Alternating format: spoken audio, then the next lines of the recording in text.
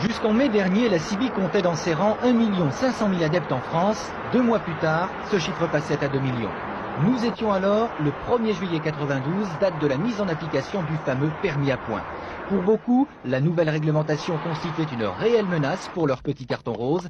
Les professionnels de la route, comme les routiers, avaient bloqué l'été dernier l'Hexagone pendant 10 jours et demandaient le retrait pur et simple de ce permis. Les automobilistes, eux, s'étaient laissé dire qu'il y avait un moyen efficace d'échapper au contrôle radar et ainsi conserver ses points en équipant leur voiture d'une CIBI. La mode était lancée. Attention Big Boss, boîte à images sur l'autoroute de l'Est en direction de Nancy.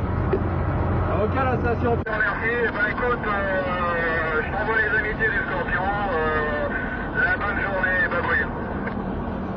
Ok la station, tout s'est retourné, la bonne roulade à toi et la bonne prudence. Ciao boubouille.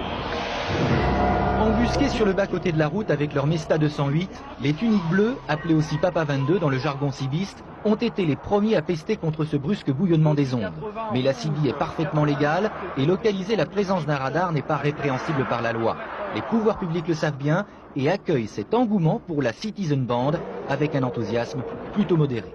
L'essor de la vente d'appareils Citizen Band traduit une attitude particulière des gens qui les achètent. S'ils les achètent, c'est essentiellement, d'après ce que l'on sait, pour éviter les contrôles radars. Et je trouve que c'est non seulement anti-sécurité routière, mais c'est surtout anti-civique puisqu'on privilégie l'intérêt particulier à l'intérêt général.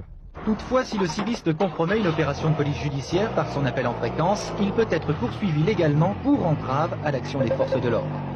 Alors arme fatale contre les radars, la CIBI? Oui, sûrement, à condition que l'automobiliste en possède une et qu'il soit branché sur le canal 19.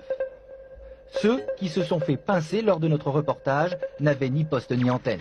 Mais la CIBI n'a pas pour seul usage de faire de la délation. Sa vocation première est surtout de communiquer. D'ailleurs, les routiers l'utilisent principalement pour se sentir moins seuls. J'aimerais que tu me répondes quand je te cause, alors t'es vexé, mais je comprends rien, je vais monter tout seul. La CIBI, c'est un outil de travail très important pour nous les routiers. Ça nous permet non seulement pour le guidage, et ça nous permet de mieux nous situer par rapport au trajet et par rapport à pas mal d'handicaps qu'on peut retrouver sur la route. Des cibistes émettent également en station fixe, comme le relais routier Alouette à Choisy-le-Roi ou la patronne Module depuis plus de 10 ans. Est-ce qu'il y a une station qui peut me faire un report de circulation, s'il vous plaît? Disons pour conclure qu'il ne faut pas prendre la CIBI pour la divine providence. La CIBI, c'est l'échange. Pour recevoir, il faut donner. Ces petits appareils miracles ne valent rien sans solidarité, sans générosité. Les routiers, eux, l'ont tous compris.